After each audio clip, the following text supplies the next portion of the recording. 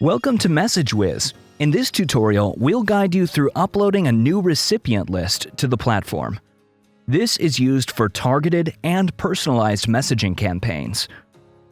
All recipient lists must contain phone numbers.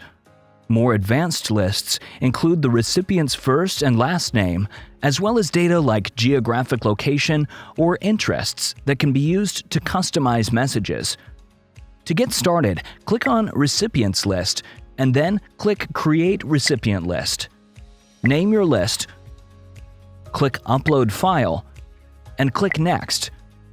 Drag your file into the window or navigate to the file using your system's navigation tools.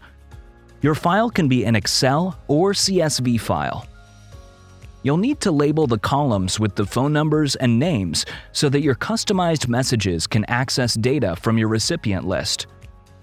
Click Next. MessageWhiz will validate the list, remove duplicate numbers, and prepare your list for use.